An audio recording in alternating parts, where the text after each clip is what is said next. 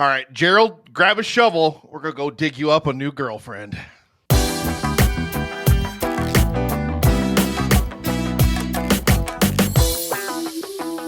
Good evening, ladies and gentlemen. Welcome back to another episode of Two Peas on a Podcast. Gerald here with you.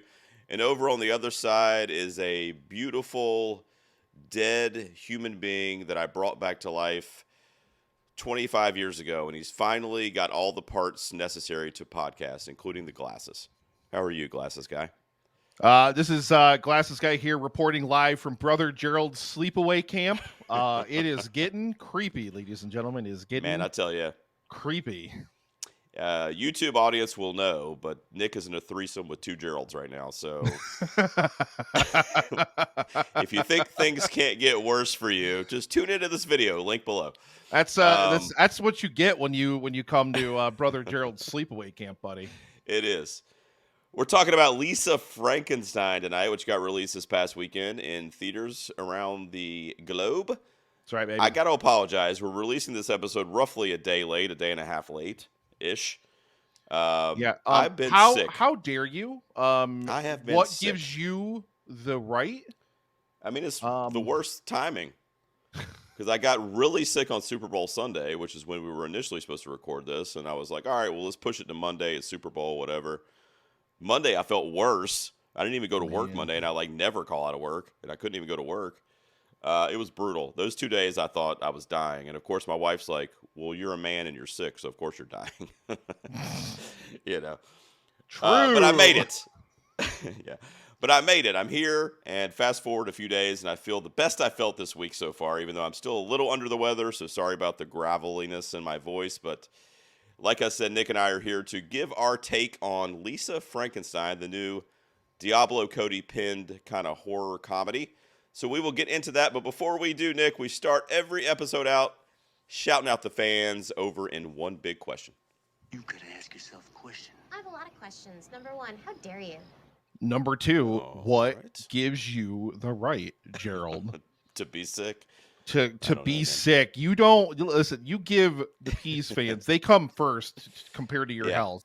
Even if This you isn't keel over 2020. and die on the microphone, like at least they know that you gave them your all.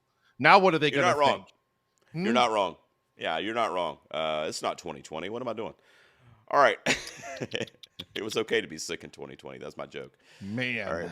What do you got over there, man? One big question.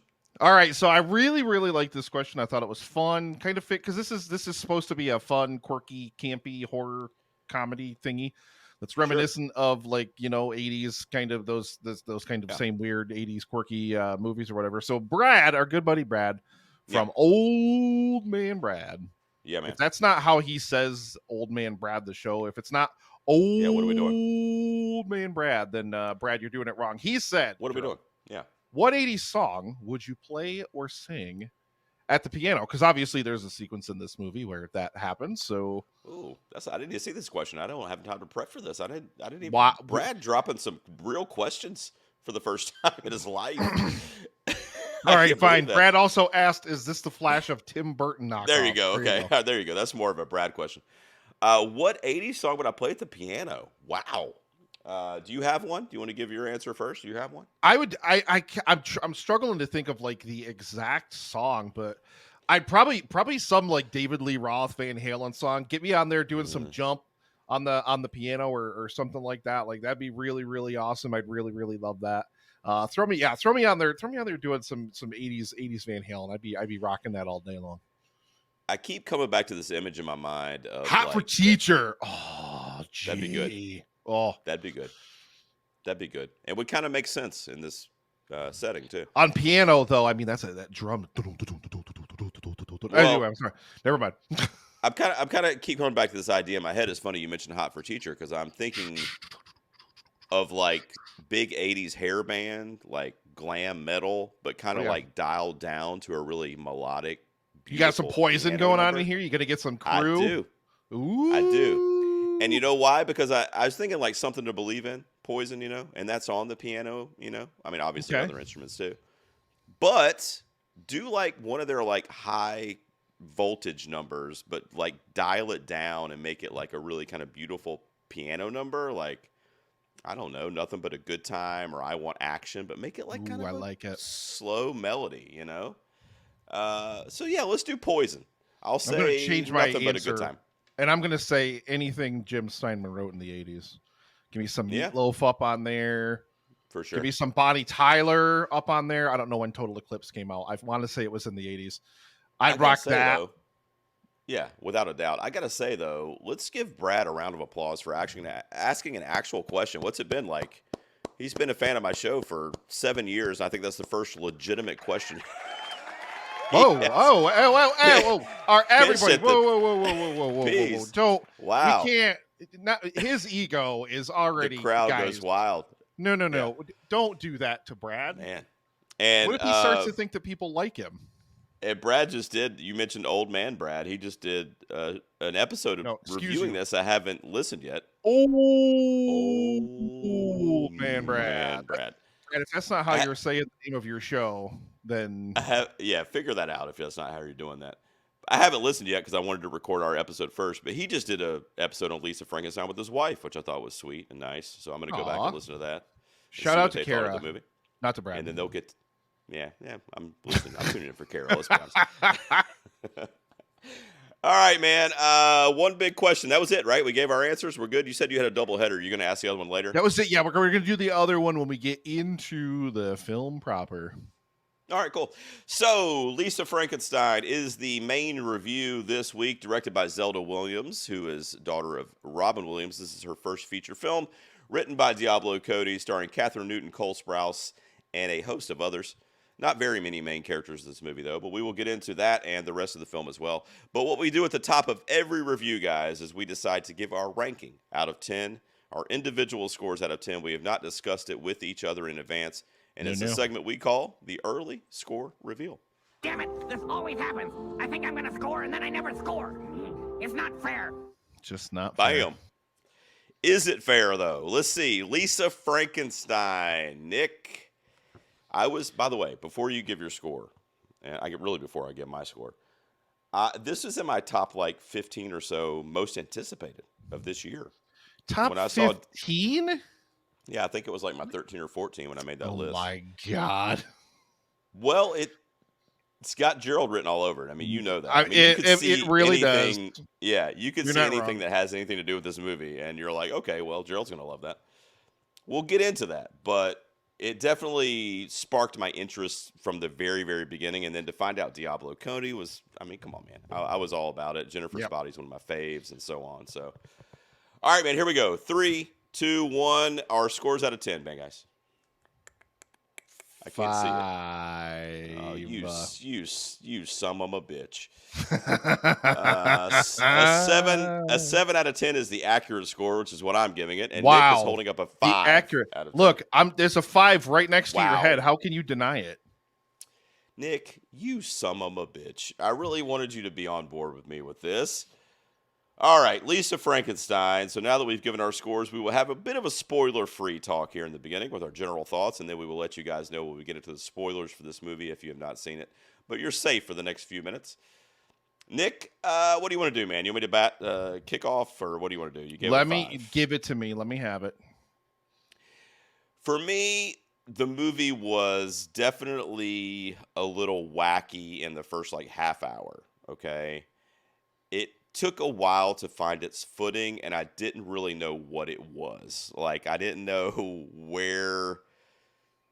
what it was trying to be. But once I kind of figured that out, which a lot of stuff I'll be able to explain in the spoiler discussion, after that first act or so, I was all in. It's basically once Cole Sprouse kind of comes into the mix, once he kind of reanimates.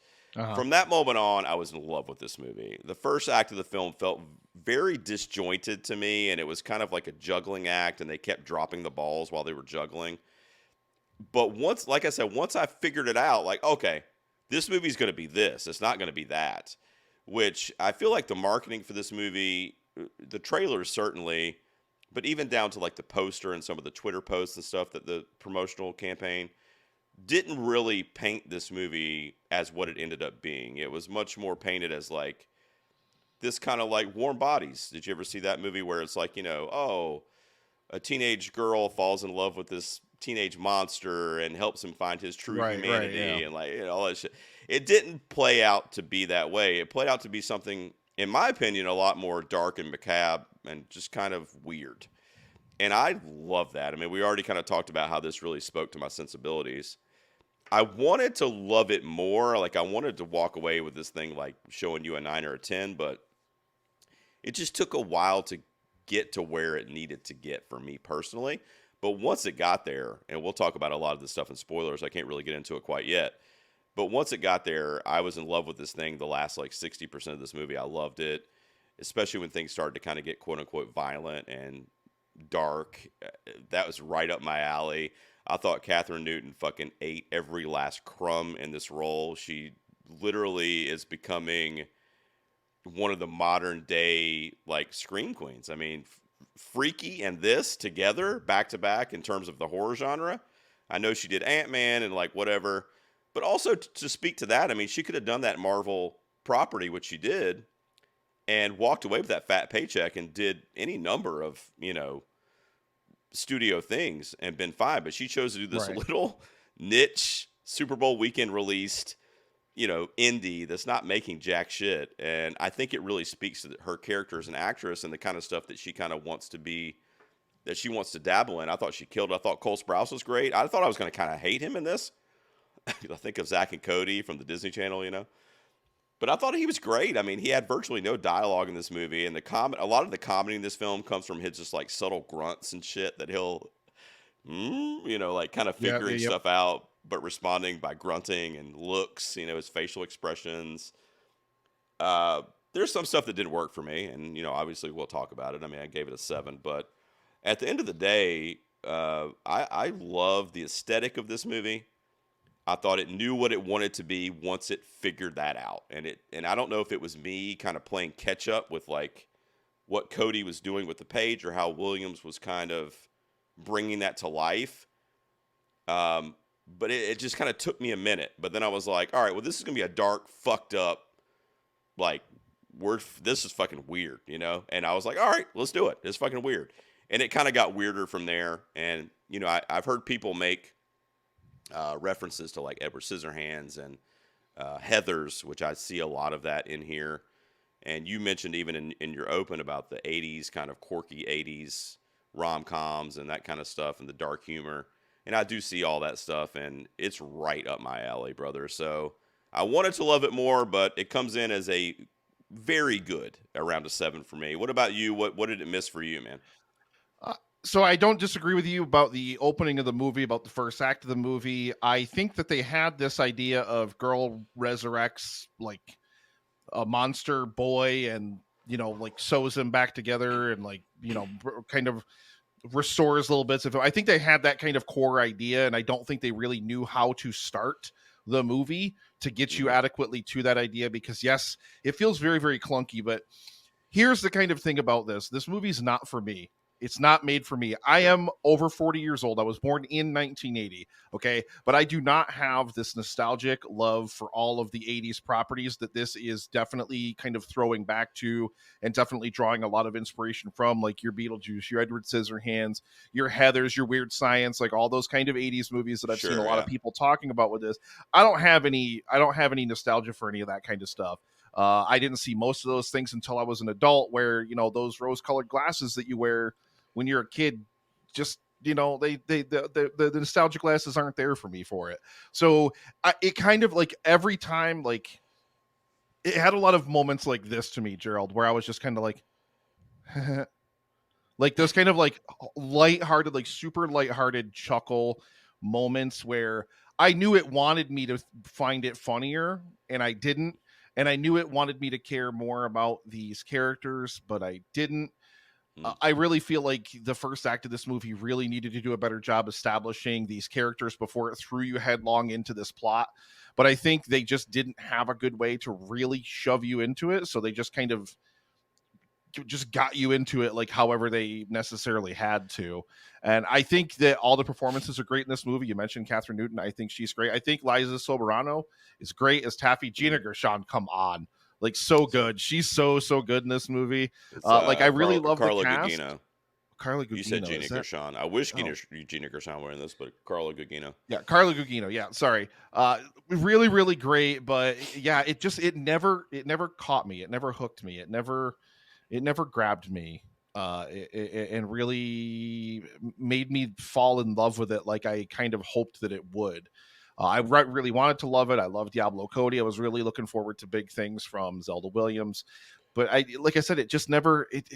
I never bought into its charm, and I think a lot of that, for me at least, kind of what I thought about a lot since I saw it is this. Like I said, it just I think it plays hard to that 80s nostalgia crowd that really, really loves all those movies and like that kind of that whole vibe that I mentioned.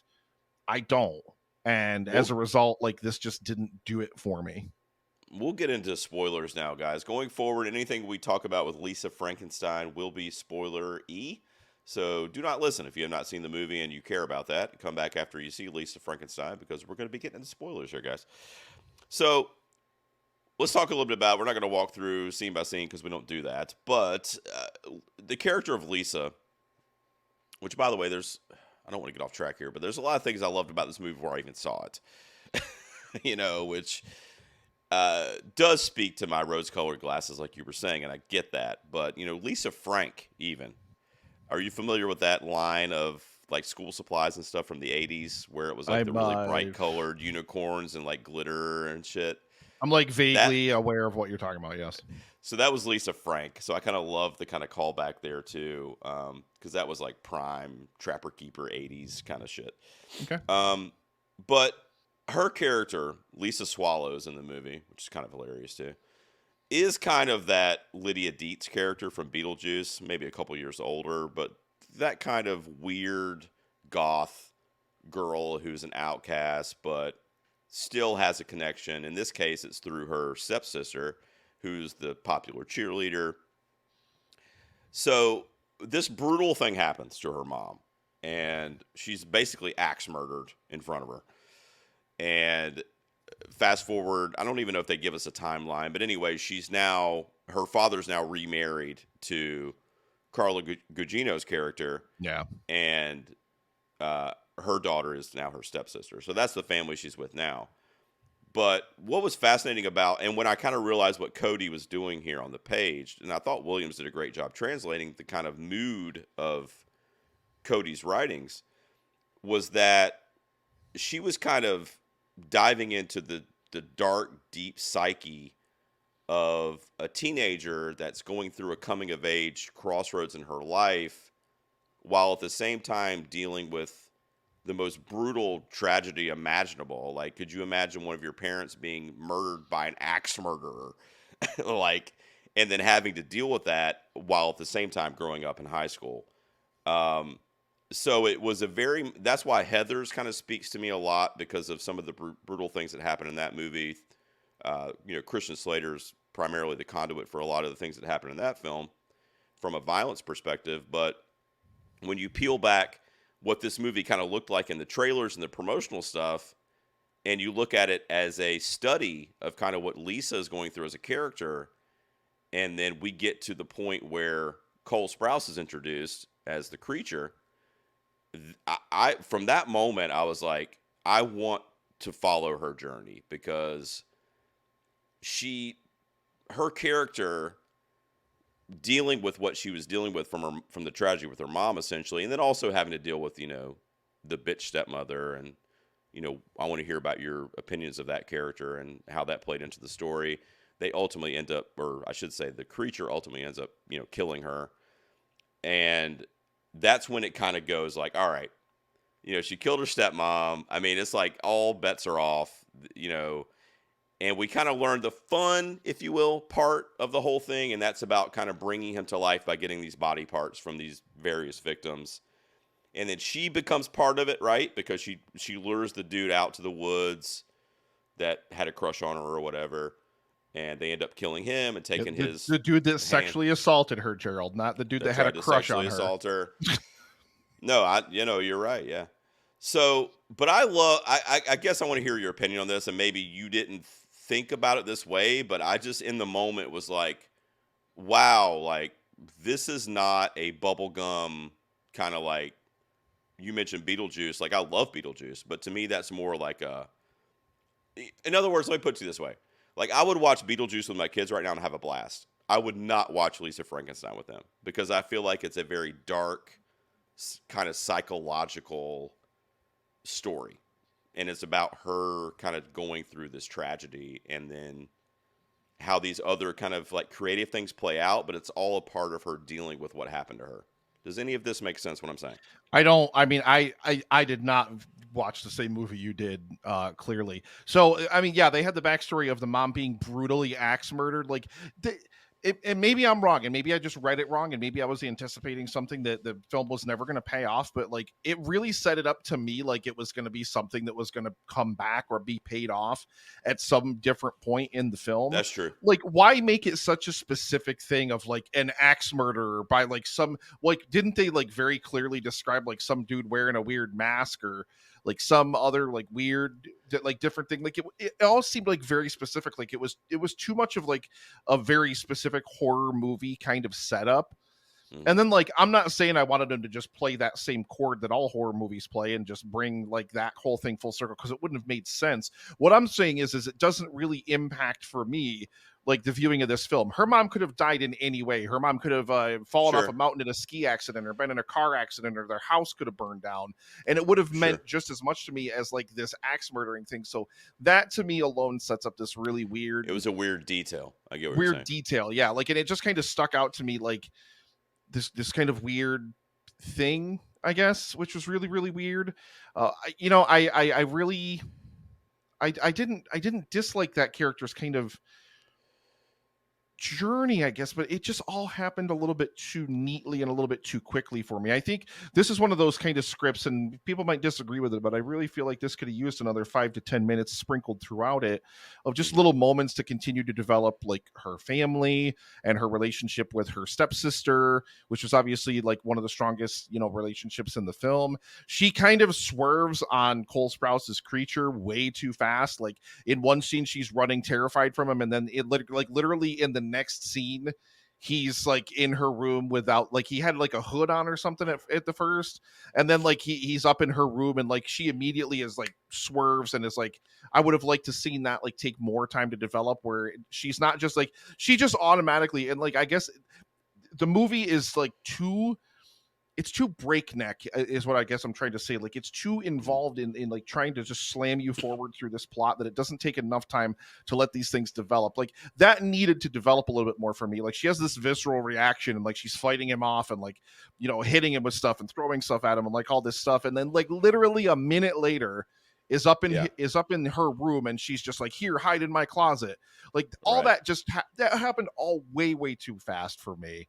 And yeah, like, I think I get what you're saying. I think a lot of people have criticized the pacing of it, and I see that, but I was bought into it from. I thought that scene was hilarious. First of all, when he comes back to the house and she's on the couch eating popcorn, watching a movie in her pajamas, and he shows up and the whole running through the house and shit. I love that whole scene. I thought it was really well done. It was really funny, but it is breakneck. You're right, because then it's like, oh, she realizes it's the reanimated version of the statue that she's been visiting in the cemetery.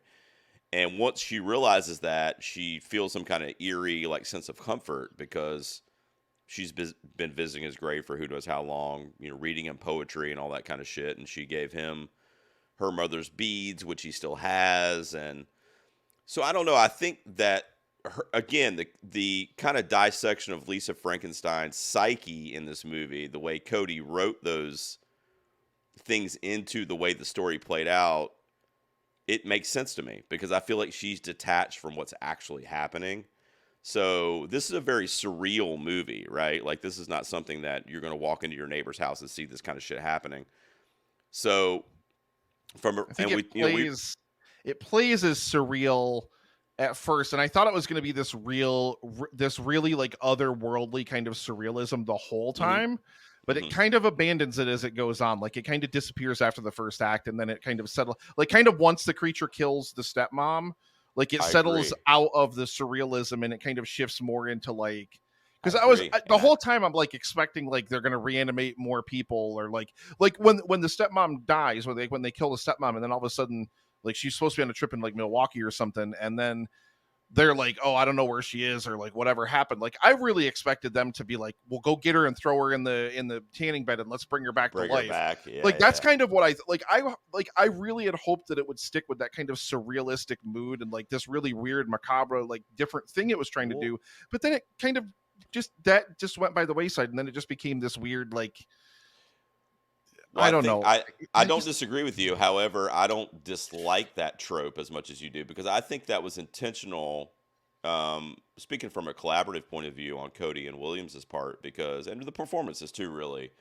But I think that was intentional because as the movie goes on and has the monster becomes more real and he becomes closer to coming to life because of these different things that they're doing, the story becomes much more real.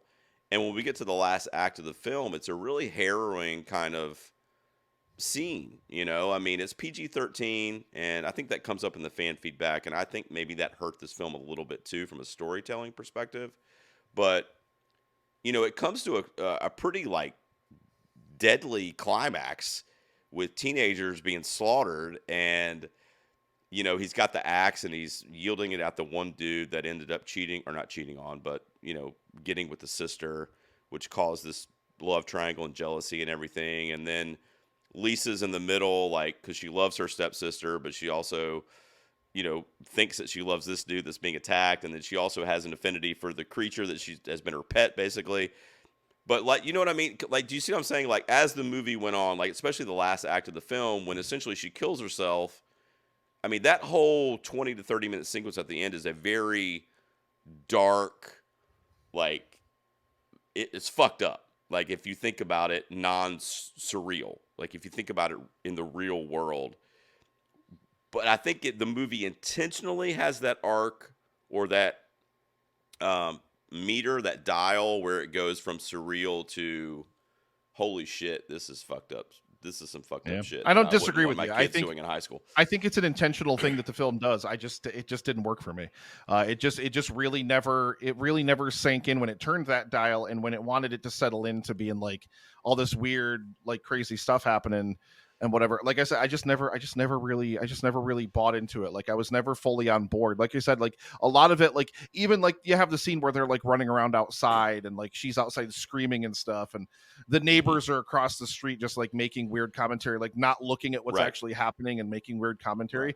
Like I said, there's scenes that very, very deliberately scripted and shot to be really funny. And like I said, I sat there like this, I was just like, like But like the scene, it did not sink its claws into me. Like no matter what, like I for some reason I just felt I just couldn't reach this film, if that makes sense. Like I don't know how else to describe it, but like I couldn't access it, like whether it was something in me or something in the movie or whether it was both. Like I just never fully bought into the road that this was trying to take me on. And I I get probably wish it would have maybe gone in some different directions or something like that. I don't necessarily know, but I was just never on board. Like like all the turns that the film took, like you get to like the point where like you're talking about where she comes in on the like the guy she likes is in bed with her sister, and then the monster cuts off his penis and everything, and then they sew the penis on, and like that Yeah, way she can have yeah, sex with the monster and stuff like that.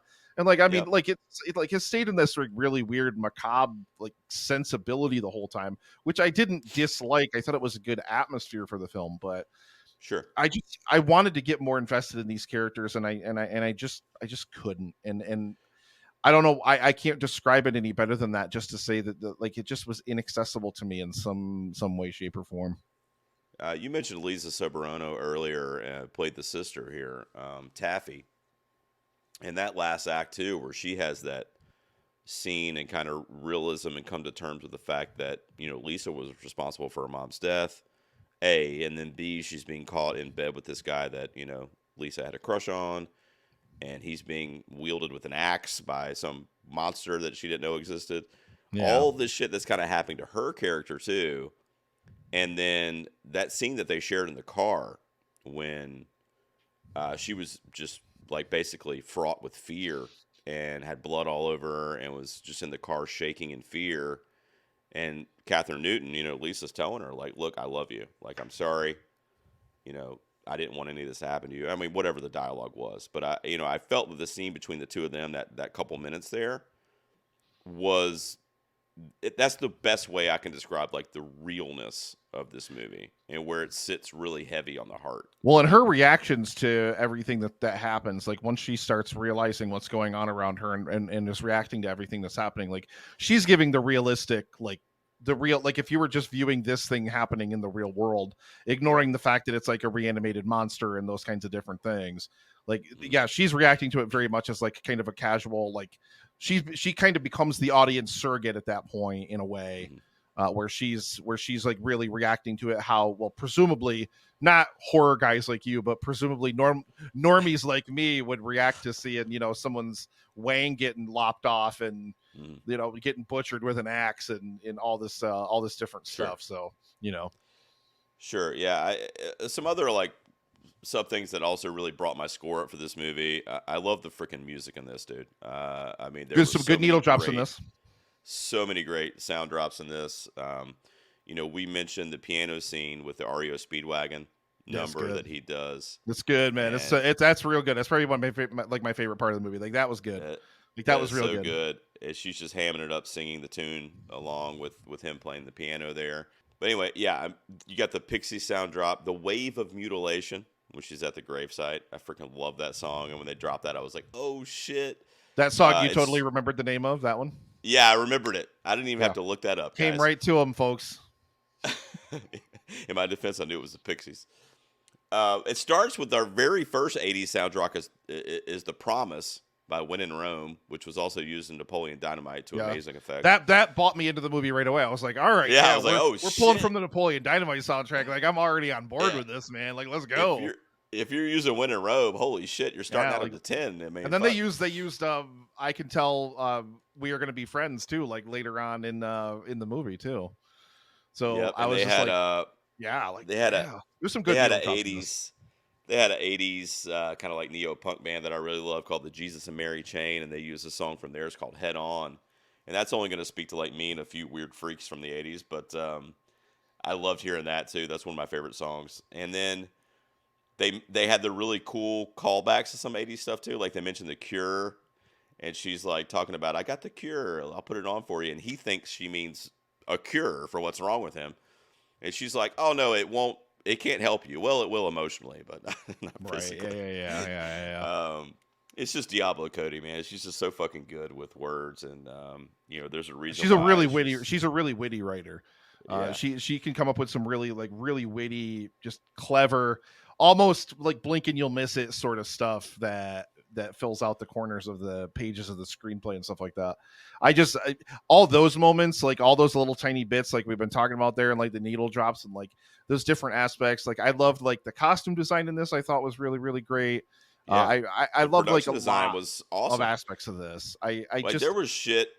Yeah, there was shit in their house in this movie that I feel like I remember seeing in like my own friends' houses in the 80s. Like, I mean, it looked like one of my buddies' houses. We just need to bring back the street. Like I thought that like the modern day yoga pant was like on its own, but it was like it's definitely like the descendant of its great ancestor, the 80s spandex workout suit. Yeah, for sure. That Carla Gugino wears, the leg warmers and shit. She is still absolutely dynamite, man. Do you want to talk about her character a little bit in this movie? I loved her wicked stepmother kind of thing. Yeah, like and here's the thing, like I feel like we've watched other movies not like this, to say like this is kind of but other movies where some character in it, some actor in it seemed to understand the assignment differently or better. She is like full on scenery chewing, like tongue in cheek, like just she knows what she's super stereotypical, wicked, evil stepmother. Like she's going for it like hardcore. I want every character in this movie to be like that. Like she did great.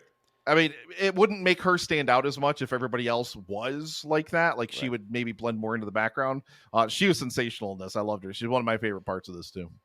I did too. She was the best. And I did a double feature unintentionally because I watched earlier in the evening before I went to see this.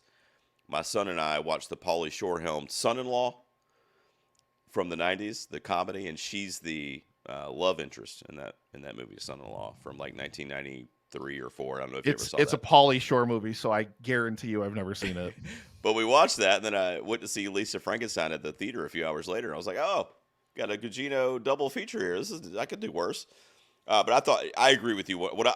You said exactly what I was going to say. I felt like she absolutely looked at the script and said, okay, this is what I'm supposed to do with this. Yep. This is what I'm going to do, and it's going to be called hamming it up, and that's what I'm going to do. I'm going to go full blown, like, over the top with this character. Solid gold. Like it was really, really great. I really enjoyed that performance. And like I said, I liked all the performances. I thought that the performances and stuff were great. I really, it's weird to say, and it may be people in the audience, like, leave in the comments, or you're watching this or on social media, like, like, have you ever seen a movie like that where, man, like, you dug the vibe of it, and like you really wanted to be into it when you tuned into it? It kicked off with a Napoleon Dynamite like soundtrack, needle drop. Like, it did everything right, but I just could not. I mean, I it just was could not definitely, vibe with it. like I said at the top of the review, I mean, it was definitely disjointed, and you and I both have kind of given our criticism of kind of like the pacing of it. But another reason why I didn't let that hinder my score too much or my future rewatchability of this movie is because it's Zelda Williams' first feature. And I think that because it was so expertly written, the characters were I mean, the only character I really didn't, not that I disliked him, it didn't really stand out for me, was the dad, because he was essentially the dad from Stranger Things. Oh, the dad was bland and boring. He's so bland and boring. Played the same character he This played is on nothing Stranger burger Things. Character, man. But I mean, everybody else really stood out, I felt like. I mean, I thought they all really did what they could with the material they had, and they really shined in their moments. But Catherine Newton, I can't speak highly enough of. I mean, she's great. Not just in the horror genre, but I mean, going forward, she will absolutely be on the marquee of names to watch. I mean, I'm just telling you, in the next 10 years, she will be rising, and she will be an absolute big blockbuster star. Not that she not already is, to be honest. But I'm really glad this movie didn't try to do that kind of weird trope where it kind of tries to frump up the lead. Like, like, she was obviously like the weird girl that was kind of like on the outside, like, and, maybe didn't necessarily have as many friends and things like that. But she was also still very clearly hot, and like one of the hottest dudes in school, like, wanted her and all that kind of stuff. Like, I'm glad they didn't play into like that weird trope of like, we got to frump her up as much as we can to make her not, like, look attractive. Like, she definitely still looked great too. And she embraced it too. I mean, she embraced like, I'm a weirdo. I love the wild 80s hair, like the wild goth look. Like, it was all great. It was all great. But what she did in Freaky and then what she did here, I just think she's just an absolute queen. I mean, she's literally slaying every role she's in, and I love her. I mean, I didn't like the movie Ant-Man Quantumania or whatever the fuck it was last year, but I mean, even in the Marvel stuff and the TV show Big Little Lies, she plays Reese Witherspoon's daughter in that movie, her teenage daughter. And she was great on that show. Like, I just love her. I think she's going to do even better things in the future. Man, give us Big Little Lies season 3, you cowards. Yeah, what the hell are you waiting on? God, I love that show. That show's so good. Man. You know what I wanted to ask you? So 2 things I want to say that I've been thinking about this whole review. Remind me, I want to ask you something. I'm putting you on the spot. But before that, I want to say, I think of the reviews that you and I have done since June when we started the show together, this movie is, this is going to sound weird, but I think, like, the feeling of it and the structure of it is most like Bottoms. Like, it's a very surreal, like, weird kind of story of these high school characters, and at times it will pop out into reality. Bottoms kind of did the opposite, where it played it more straight, and it played it more real for the first couple acts, and then it swerved into third act to like the giant massacre of the football team kind of thing. So it kind of reminded me. Spoiler alert for Bottoms, but plot beats for that. What I wanted to put you on the spot for now, I'm not looking at our. I guess I is could my actually. other big question. Was that what you were going to do? Because I didn't throw that big question in. It's a one big question for you, but it's really because I'm honestly curious. So, when we started this review, guys, Nick gave this one a 5, and I gave it a 7. Now, a few months ago, you and I did Totally Killer, which was a horror comedy that took place in the 80s. It was like a time travel slasher or whatever. Yep. I gave that a 5. You gave that a 7. Hey. I don't know, man. I'm just curious what the major difference for you is. Can you remember Totally Killer? Do you know why that one hit harder for you? Or I don't know. I'm just curious. I mean, I don't think that they are as, straightforwardly comparable No, movies. but they're both set. Other in the than they're 80s, both set in the horror 80s. comedies. I mean, like I said, I mean, I think that one was just plotted better. Like overall, I really You love the enjoyed podcaster. You love the podcaster. I did love the podcaster. Every love that he was Hollywood psycho. movie needs to have a podcaster in it that has the microphone across the room and Oh man, all that Yeah. all that kind of stuff. Like How's he taking all that noise out? Speaking of Totally Killer as well, like I was actually thinking about it when I was watching this movie. This has an equally just weird science kind of thing going on with it, where you just have to accept it for what it is, that the tanning bed can bring people back to life or like reanimate like bodies and stuff like that. Like you just have to. It's the same thing with the time machine and Totally Killer. You just have to accept it. That just works. No, yeah, you definitely have to. Yeah, like you can't start trying to apply logic and reason to like the tanning bed in the movie or anything like that. Okay. Look, we're gonna spin the wheel in a minute to get I to did see like what that we're movie. reviewing It's a next good week. movie. You did, yeah. I just want to wrap I did up want to by throw in my saying- other question, but though before you go on, so Jason asked this. Our good buddy Nerdivert. Yeah. He asked the Julio question: is this the Flash of horror comedies? I can't believe he's doing that too. I would say yes. This is the Flash of horror comedies, No, because it's not the Flash of horror comedies. It's like it's just not as good as other horror comedies. It wants to be, but it just didn't get over the hump. So definitely right in there. That's the question you're asking, seriously? The Flash was a giant nothing burger of a superhero movie. This is a giant nothing burger of a horror comedy movie. Wow. Ultimately, you know what the worst thing about this movie is, and this is what I really want to say. I want to be sick again. I don't want to do this anymore. You're gonna vomit everywhere. The worst thing about this movie, I think, is it's not memorable really either. I watched it 2 days ago. Here's what's gonna happen. I don't really remember anything about it either. Here's what's going to happen. I'm going to tell you. Now, this is not for you, because we know you and you don't gravitate towards this kind of stuff. Nobody cared about Jennifer's Body when that movie came out in like 2010 or whatever the hell it was. That is an absolute cult classic now, myself included. Freaking love that movie. It's literally worshipped by people. Also written by Diablo, Cody. Also a very similar kind of high school, weird, surrealistic story. This movie in 10 years, people will still be talking about it. It will be... This has the ingredients to a cult classic with the right generation. I'm just telling you right now. I'm not saying you'll like it. I'm not saying it's going to be your thing. But I will guarantee you this will not be a movie that will be forgotten. That's just all I'm saying. Listener/viewer of the future, you're wrong. Okay?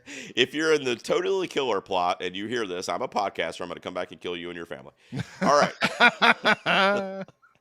All right, look, do you have anything you want to wrap up on Lisa Frankenstein, or are you good? It's fine. Hashtag copyright Dan Brennick. It's fine. Yeah, thank you, Dan, for your contribution this week to hashtag It's Fine. We should do a new segment for that. Hashtag It's Fine. I disagree. I think it's really fine. But there you go. A 7 from me and a 5 from Nick on Lisa Frankenstein. I say check it out because nobody else is. It's not doing very good at the box office. So let's help out indie cinema. If only half of those people that watched the Super Bowl would have went out to see this weekend, there'd be some very rich people over there. All right, Nick, we're going to spin the wheel, man. So next week, guys, let me just plug the situation. So every year I do a movie awards to honor the year in film, and I have the film community, film Twitter, all my podcast listeners, YouTube subscribers, whatever, vote on the winners. What's this? What's that? What are you talking about? I don't know what you're talking find out. about. I've never heard about it.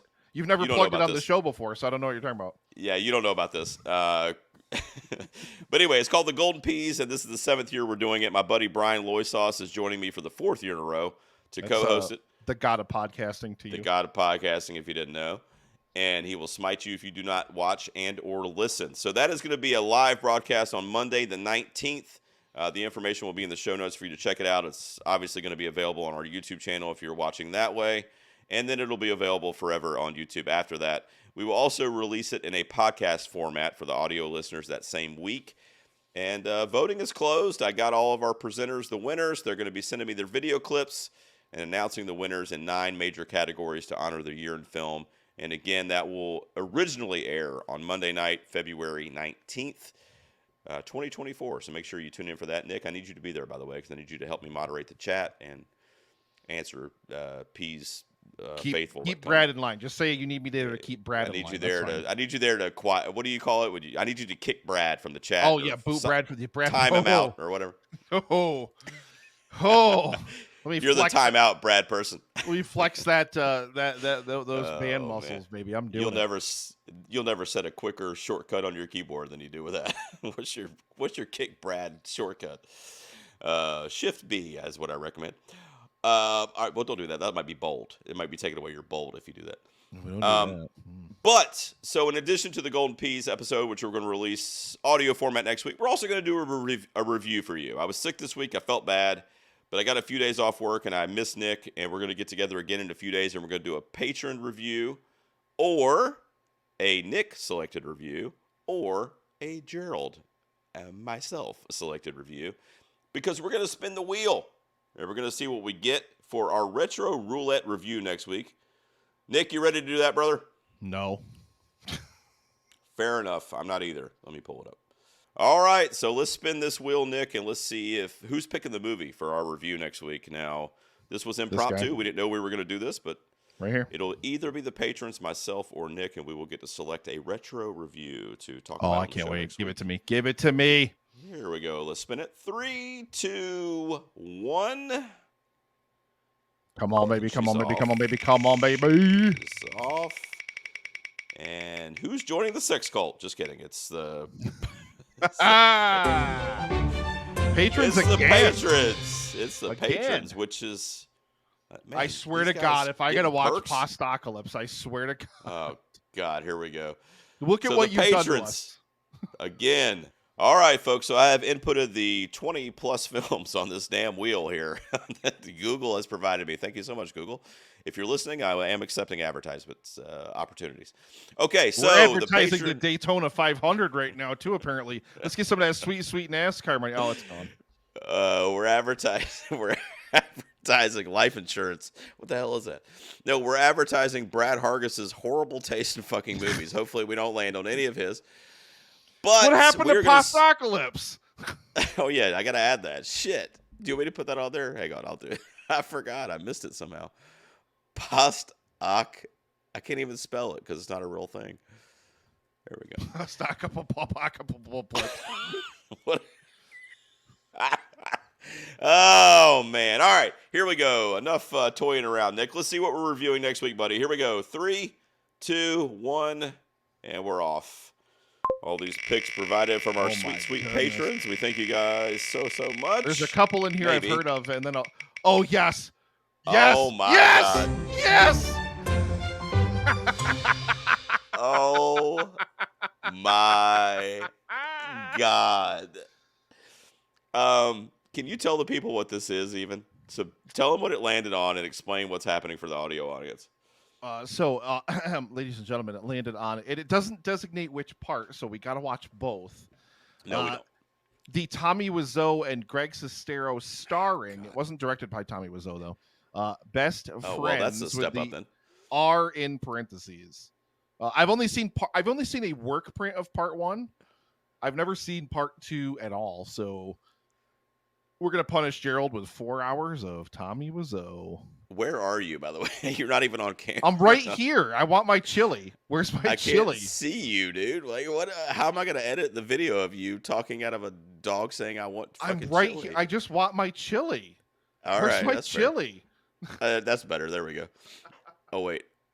There you are. I mean, that whole segment of you talking is just going to be a dog saying I want my chili. Because I want my chili. Where's my chili, Gerald? So what is this? Is this like going to be like a 4-hour thing if it's volume 1 and 2? Like what's happening? Yeah. It's like 2 movies. No, I can't do. Are we really doing that for like 3 days from now? It doesn't designate a part 1 and a part 2. How do I even watch these? Are these available in the world? I mean, they're available somewhere for sure. But yeah, so it stars Tommy Wiseau and Greg Sestero. And I don't really remember. This is ridiculous. I don't really remember anything else about it. Like I said, I saw work print. So Loy Sauce, after he was changed to After he was chained to Greg Sestero's radiator, because Yeah. he went to the premiere. He went to the premiere in Hollywood of Best Friends because he was invited there by Greg Sestero, which is like really, really cool. Yeah. And he got access. Like Greg Sestero sent him a work print of the movie, so it wasn't a completed cut of the movie. And that was the one we watched, and we talked about it on EFG back in the Dizzy. So I'm really excited to watch like the completed part 1 and like all of part 2. Like I've never seen part 2. So I'm really, really excited for it. And guys, Gerald gets to have more Tommy Wiseau. Your Wiseau education. This is your too much. Wiseau I'm gonna say right education is now, going to continue. I don't know anything about this movie. I haven't seen a poster. The only thing I know is what you just said in the last 2 minutes. I can tell you one thing is 100% certain. Brad's $1 is not enough for this shit. All right, I can go ahead and tell you that right now. I'm gonna need to get about 68 months of fucking coverage for Brad up front to cover this movie. But if I do, and we do that, then that'll be the review. Brad's Patreon from now on is going to $100 a month, and that's the only way he gets to pick on the wheel. Exactly. I mean, it's ridiculous. Maybe I'll have Brad come on to talk about it with us because I don't know if I could do this, man. I might just sit there and listen to you guys talk about it. This is crazy. Wow. Oh, my God. The same people that did The Room, huh? I want my chili, Gerald. Where's my chili? Does that have something to do with Best Friends? No. It's just a Bim Bam bit. All right. Okay. All right. I was looking for a new background. I tried to make my background just your creepy sex cult face, but then it just zoomed it in on the beard, and you said, I quote, "You look like you're lost in a forest of pubes." Yeah, I said a bed of pubes, but yeah, that's fine. Well, whichever. I'll accept forest too. You look like a wilderness guy. I got to go hit up the fucking local Goodwills or whatever tomorrow to see if anybody has a VHS of Best Friends I can fucking get. I'm willing to bet you. Let's find out where it's streaming right now. Hang on. Hang on. We're going to find out where it's streaming. I can guarantee it's on Tubi. It's like you can watch it on Prime and you can watch it on YouTube if you do a Movie Sphere trial. You can also watch it on Vudu. Wait, yeah, but you gotta pay for all those, yeah. That's right. Gerald's gonna have to pay cash money to watch a Tommy Wiseau starring movie as well. By the way, our patron extraordinaire Justin Winters hit us up, and he wants to come on the P's. He's even willing to do some Patreon content. And he said that his first 2 orders of business on the Patreon would be a Goonies live commentary and a Roadhouse retrospective. Heaven. And I told him I'm doing it because somebody's making me watch Best Friends. God in heaven. I was going to find Brad on here so I could text him that I was pissed at him. Roadhouse? God, I can't wait to watch and the Goonies, like, oh my God. Vom. Where the hell is Brad's number on here? Did I delete it after we spun Best Friends? I think I may have deleted his number from my phone. Anyway, I can't find it. But I was going to text him, thanks for nothing, with the fucking Best Friends pick. All right, let's wrap this up, Nick. All right, man, so we'll get together in a few days. We will record some type of review for a movie called Best Friends with the R in parentheses that has a volume 1 and a volume 2 that may or may not be streaming on Google Earth Incorporated or something like that. I got to fucking pay $19 a month. I don't know. We'll figure it out. And I think Tommy Wiseau's involved, so I know Nick is on board. And then the Golden Peas will also air next week. It'll be on YouTube on Monday the 19th. It'll be for the audio audience that same week, so keep your ears peeled for that. Nick, I enjoyed discussing Lisa Frankenstein with you, even though your opinion was extremely wrong this week.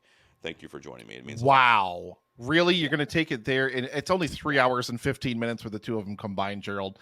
I think you can survive that a little bit better. They're both on Prime.